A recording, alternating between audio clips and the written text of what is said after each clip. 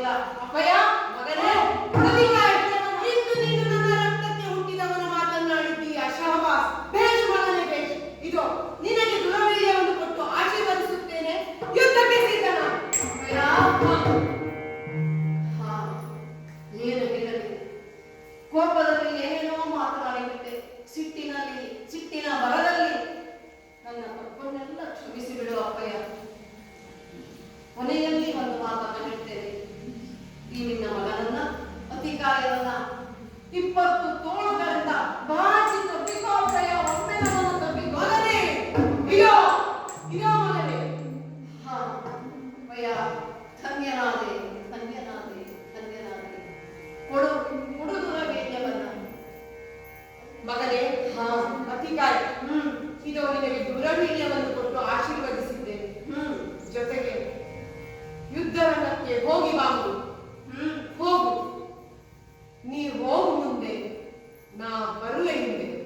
ಮಗನೇ, ನೀ ಹೋಗು ಮುಂದೆ, ನಾ ಬರುವೆ ನಿನ್ನ ಹಿಂದೆ. ಇದೇನು ಆಶ್ಚರ್ಯ. ಅಪ್ಪಯ್ಯನನ್ನ ತಪ್ಪಿ ಹಿಡಿದುಕೊಂಡ ಕಾಲಕ್ಕೆ ನನಗೆ ತಿಳಿಸಿದ್ದೇನು ರಾಮ ರಾಮ ರಾಮ. ಇದೇನು ಆಶ್ಚರ್ಯ. ಹಾಗಾದ್ರೆ ನನ್ನ ಅಪ್ಪಯ್ಯ ಹೊರಗಿನ ಕವಚದಲ್ಲಿ ರಾವಣನ ರಾಮದ್ವೇಷಿ, ಅಂತರಂಗದ ಭಿತ್ತಿಯಲ್ಲಿ ರಾವಣನ ಅಂತರಂಗದ ಭಿತ್ತಿಯಲ್ಲಿ ರಾಮ ಪ್ರೀತಿ. ಸ್ವಾಮಿ, ಏನಿದು ನಿನ್ನ ಲೀಲೆ? ನಾನು ತಿಳಿದುಕೊಂಡ ಹಾಗಿಲ್ಲ ನಮ್ಮ ಅಪ್ಪಯ್ಯ ಎನ್ನುವುದು ಅರ್ಥ ಆಯಿತು. ಎಲ್ಲವೂ ಅವನ ಲೀಲೆ. ಏನೇ ಇರಲಿ, ಇಲ್ಲಿಯವರೆಗೆ ಕ್ರೋಧದ ಮಾತನಾಡಿದರು. ಹೋಗುವ ಕಾಲಕ್ಕೆ ನನ್ನ ಅಪ್ಪಯ್ಯ ಒಂದು ಒಳ್ಳೆ ಮಾತನ್ನ ಹೇಳಿ ಹೋಗಿದ್ದಾನೆ. ಹೋಗು ಮುಂದೆ, ನಾ ಬರುವೆ ಹಿಂದೆ. ಅಪ್ಪಯ್ಯ, ನನ್ನಿಂದ ಬರಬೇಡ. ಯಾಕೆಂದರೆ ನಾನು ಹೋದ ದಾರಿ ನಿನಗೆ ಬೇಡ. ಇಲ್ಲಿಯೇ ನೀರು ಎನ್ನುವ ಹಾಗೆ.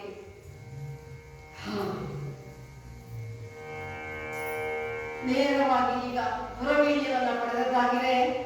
ನನ್ನ ಅಮ್ಮ ಧಾನ್ಯ ಮಾಲಿನಿಯಿಂದಲೇ ತರುತ್ತೇನೆ. ಅಮ್ಮ,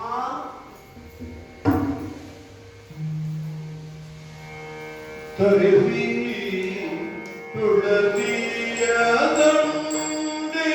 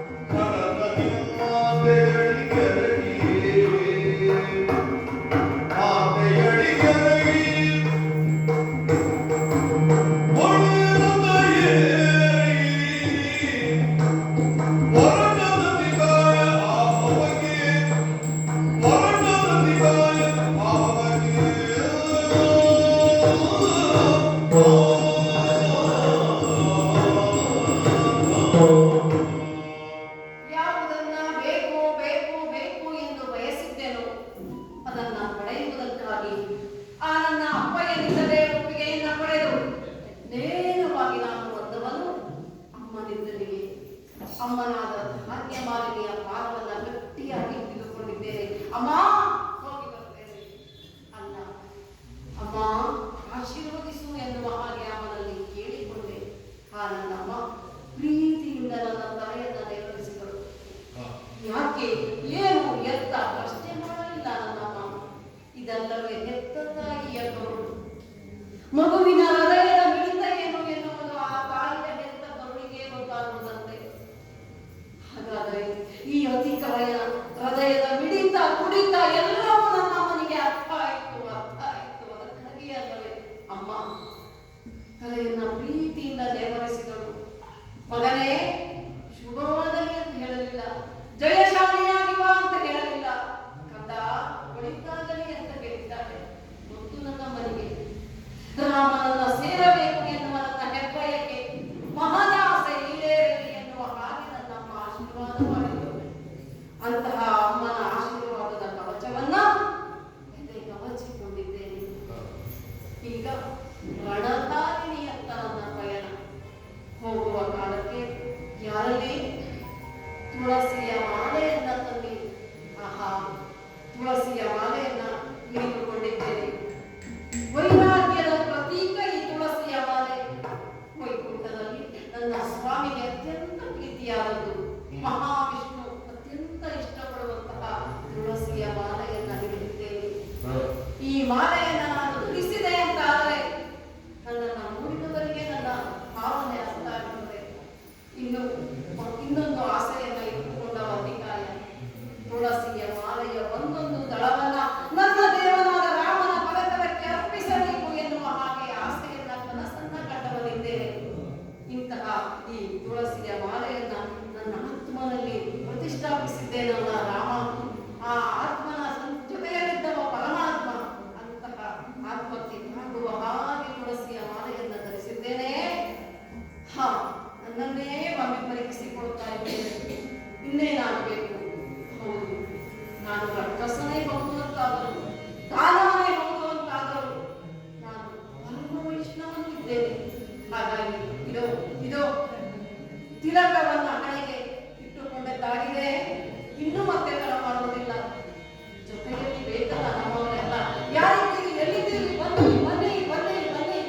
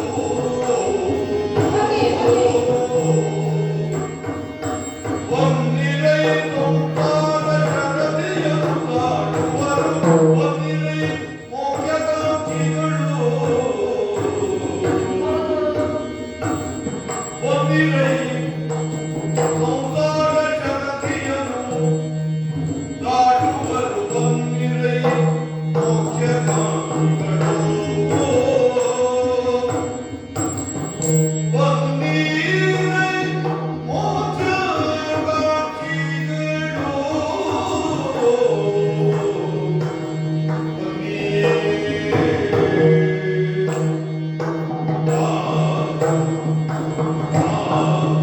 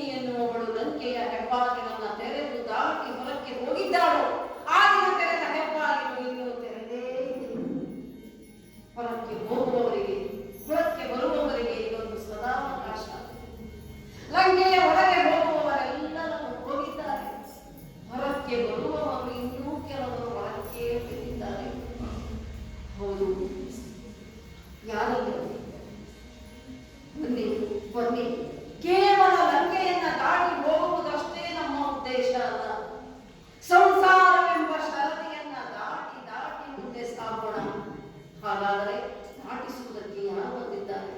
ಅದೋ ನೋಡಿ, ಅದೋ ನೋಡಿ, ಲಂಕೆಗೆ ಬಂದವನ ರಾಮ ಬಂದಿದ್ದಾನೆ. ಲಂಕೆಗೆ ರಾಮ ಬಂದಿದ್ದಾನೆ. ಇನ್ನೇನು ಬೇಕು ನಮಗೆ? ಪ್ರಪಂಚದ ವ್ಯಕ್ತವೆಲ್ಲ ಸೇರಿ ನಿರ್ಮಿತವಾದ ರಾಮ ನಮ್ಮ ಲಂಕೆಗೆ ಬಂದಿದ್ದಾನೆ. ಇದು ನಮ್ಮ ಸುಯೋಗ. ಇಡೀ ಜಗತ್ತಿನ ಶಕ್ತಿಯೆಲ್ಲ ಸೇರಿ ನಿರ್ಮಿತನಾದ ರಾಮ ಲಂಕೆಗೆ ಬಂದಿದ್ದಾನೆ. ಇನ್ನೇನು ಬೇಕು ನಮಗೆ? ಅಂತಹ ರಾಮನನ್ನ ನಾವು ಕಂಡೆವು, ರಾಮನನ್ನ ಸೇರಿದೆವು ಅಂತಾದರೆ ಸಾರ್ಥಕವಾಗ್ತದೆ ಜೀವನ. ಹಾಗಾಗಿ ರಾಮನನ್ನ ಸೇರಬೇಕು, ರಾಮನಲ್ಲಿಯೇ ಐಕ್ಯವಾಗಬೇಕು, ರಾಮನಲ್ಲಿಯೇ ಮೋಕ್ಷವನ್ನ ಪಡೆಯಬೇಕು ಎನ್ನುವ ನೆಲೆಯಲ್ಲಿ ಬನ್ನಿ ಬನ್ನಿ ಮೋಕ್ಷಾಕಾಂಕ್ಷಿಗಳೇ, ಬನ್ನಿ ಬನ್ನಿ ಬನ್ನಿ. ಯಾರೆಲ್ಲರೂ ಆ ಈಶನನ್ನ ಸೇರುವೆಳೆ ಆಸೆ ಉಳ್ಳವರಿದ್ದೀರೋ ಬನ್ನಿ ಬನ್ನಿ ಬನ್ನಿ.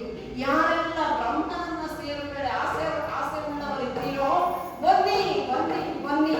ಯಾರೆಲ್ಲ ಲೋಕೈಕನಾಥನಾದಂತಹ ಶ್ರೀನಾಥನನ್ನ ಸೇರುವೆಳೆ ಆಸೆ ಉಳ್ಳವರಿದ್ದೀರೋ ಬನ್ನಿ ಬನ್ನಿ ಬನ್ನಿ ನನ್ನಡೆ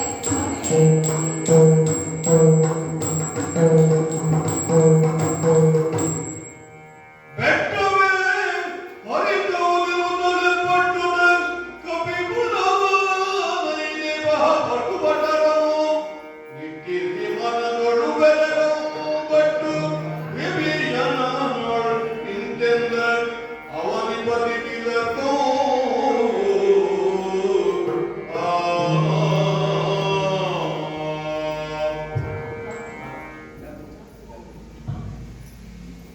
ಸುಗ್ರೀವ ವಿಭೀಷಣ.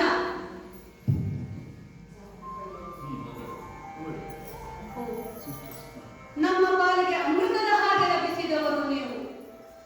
ನಿಮ್ಮ ಭಕ್ತಿಗೆ ಶ್ರದ್ಧೆಗೆ ನಾನು ಮೆಚ್ಚಿಕೊಂಡಿದ್ದೇನೆ.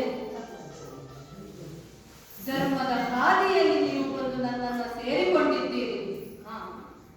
ವಿಭೀಷಣ, ನಮ್ಮ ಸೇನೆ ನೇತಾರನಾಗಲಿಕ್ಕೆ ಮುನ್ನುಗ್ಗುತ್ತಿರುವ ನಿನ್ನನ್ನು ನೋಡಿದರೆ ನನಗೆ ಸಂತೋಷವಾಗ್ತಾ ಇದೆ. ನನ್ನ ತಮ್ಮ ಇದ್ದಾನಲ್ಲ ಲಕ್ಷ್ಮಣ, ಅವನನ್ನು ಎಷ್ಟು ಪ್ರೀತಿಯಿಂದ ನೋಡಿಕೊಳ್ಳುತ್ತೇನೆಯೋ ಅದೇ ರೀತಿಯಲ್ಲಿ ನಿನ್ನನ್ನು ನೋಡಿಕೊಳ್ಳುತ್ತೇನೆ. ಯುದ್ಧ ಎನ್ನುವುದು ರಾಮನ ಆಸೆಯಲ್ಲ, ರಾವಣನ ಅಪೇಕ್ಷೆಯೇ ಹೌದು. ಇಲ್ಲವಾದರೆ ಇಷ್ಟೊಂದು ಮಾರಣ ಹೋಮಗಳು ನಡೆಯುತ್ತಾ ಇರಲಿಲ್ಲ. ಮುಂದೆ ಯಾರು ಬರ್ತಾ ಇದ್ದಾರೆ ಅಂತ ನೋಡ್ತಾ ಇದ್ದೇನೆ. ಬೆಟ್ಟವೇ ಹರಿದು ಬರುವಂತೆ ಕಾಣುತ್ತಾ ಇದೆಯಲ್ಲ. ಓಹೋ, ಅತ್ಯುನ್ನತವಾದಂತಹ ಶಕ್ತಿಯನ್ನು ಪಡೆದಾತ ದಿಟ್ಟತನದಿಂದ ತನ್ನ ರಕ್ಕಸ ಸೇನೆಯನ್ನ ಕೂಡಿಕೊಂಡು ಮುನ್ನುಗ್ಗುತ್ತಾ ಬರುತ್ತಿದ್ದಾನಲ್ಲ. ನಮ್ಮ ಕಪಿಸೇನೆಯೆಲ್ಲ ಸೋತು ಶರಣಾಗುತ್ತಿದ್ದಾರಲ್ಲ. ಹಾಗಾದರೆ ಅವನಾರು? ಈತನ್ಯಾರು ಬೇಡಯ್ಯ ವಿಭೀಷಣ ಕದೀರೋ. ಈತನ್ಯಾರು ಬೇಡಯ್ಯ ವಿಭೀಷಣ ಕದೀರೋ, ವಿಭೀಷಣ ಕದೀರೋ. ಊತಳ ಗೋಡಿವನ ಗೋವರನ್ನು ಕಾಣಲಾರು. ಈ ಊತಳ ಗೋಡಿವನ ಗೋವರನ್ನು ಕಾಣಲಾರು.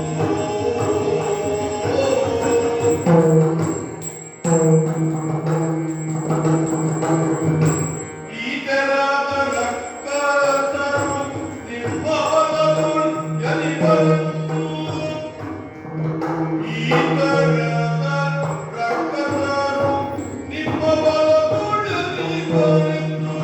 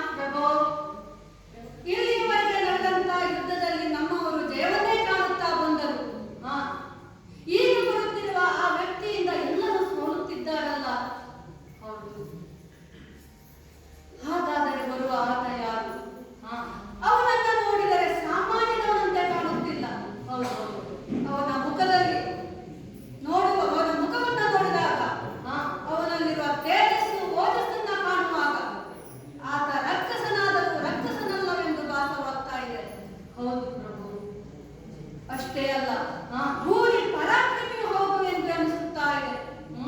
ಹಾಗಾದರೆ ಆತ ಯಾರು? ನಿಮ್ಮ ರಕ್ಕಸ ಪಾಳ್ಯದಲ್ಲಿ ಇಂಥವರು ಅದೆಷ್ಟು ಮಂದಿ ಇದ್ದಾರೆ. ಇಂಥವರನ್ನು ನಾನು ಎಂದೂ ಕಂಡಿರಲಿಲ್ಲ.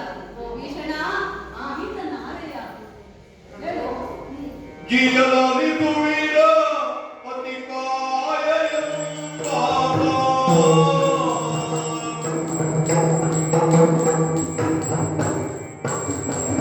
ಗೀಯಲಾಲಿದು ವೀರ ಅತಿಕಾಯ ಎಂಬಾತ. ಈತ ಕಾಣೈ ದೈತ್ಯ ರಾಯ ರಾವಣನ ಎರಡನೆಯ ಕುಮಾರಕ. ದೈತ್ಯ ರಾಯ ರಾವಣನ ಎರಡನೆಯ ಕುಮಾರಕ.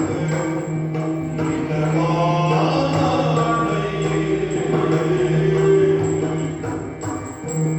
ವಾಯುಜಾತನಂದು ಕಟ್ಟಿದಾತನ ತಮ್ಮ. ವಾಯುಜಾತನಂದು ಕಟ್ಟಿದಾತನ ತಮ್ಮ. ಈತ ಕಾಣೈ ಧೂಳ ನಾಯಿಯೆಂದೆನ ಬೇಡ ಭಕ್ತರೊಳೆ ಕಡಲಿನ ಕಾಣೈ.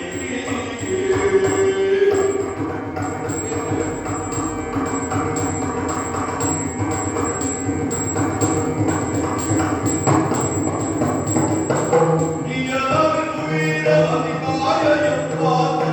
ಈತ ಕಾಣೈ ಈತ ಕಾಣೈ.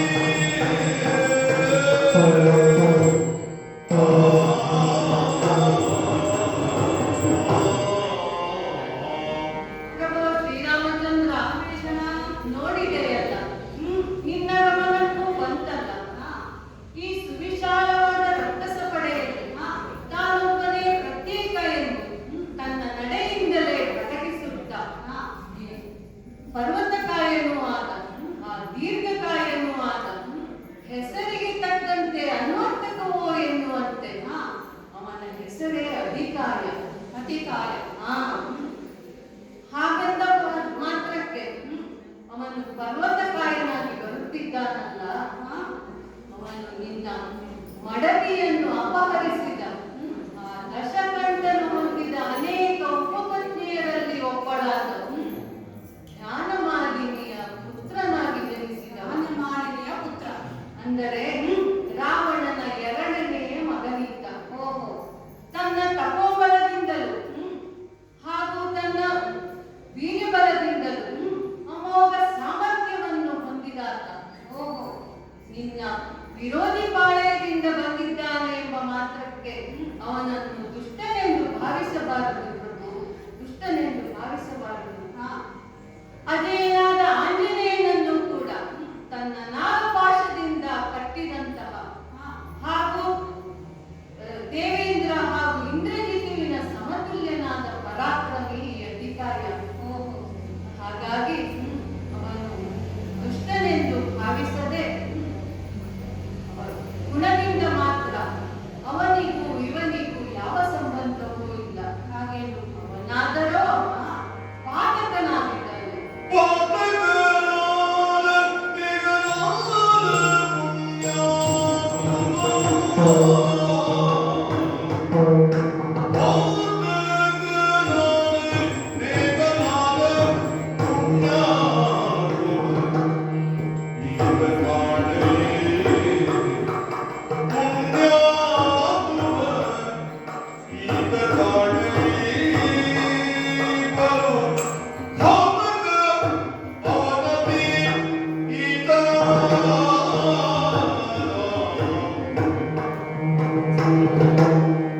ಧಾಮಕ ಅವನತಿ. ನಿನ್ನ ಬಡಾಕರು. ಈತ ಕಾಣೈ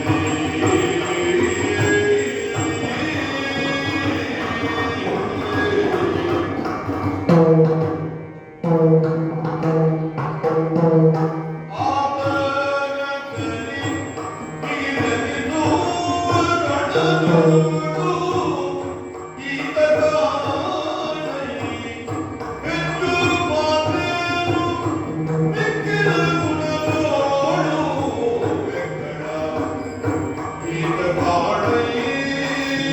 ಪ್ರಭು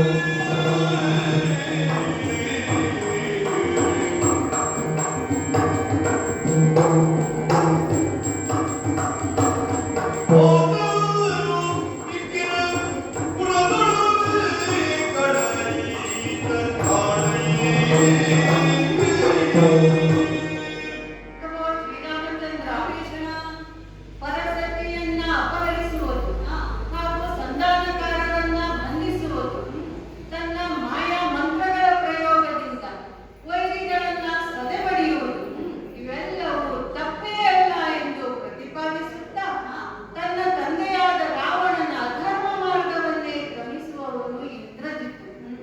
ಆದರೆ ಈ ಅತಿಕಾಯ ಹಾಗಲ್ಲ. ಯಾವಾಗಲೂ ಧರ್ಮ ಮಾರ್ಗವನ್ನೇ ಅನುಸರಿಸಿ ಹೋಗುವವನು.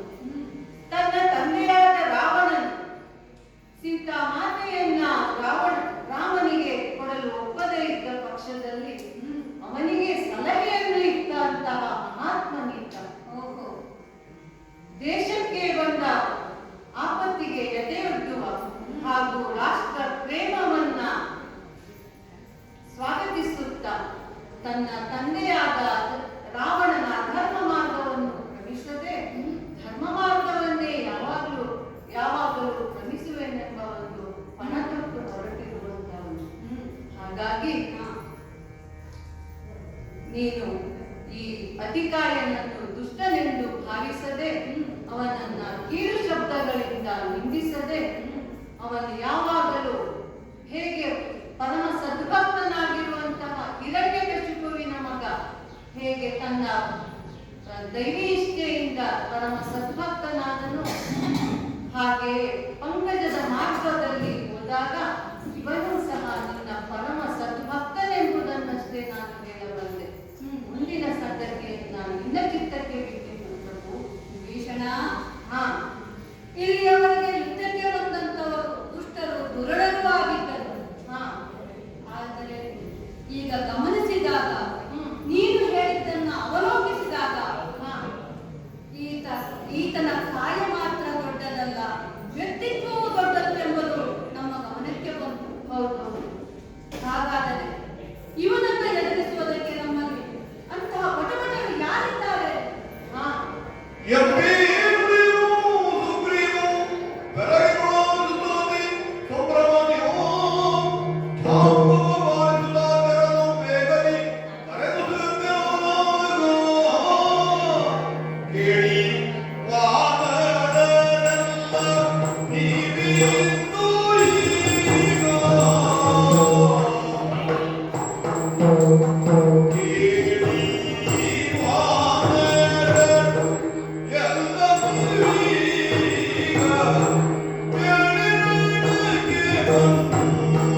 Oh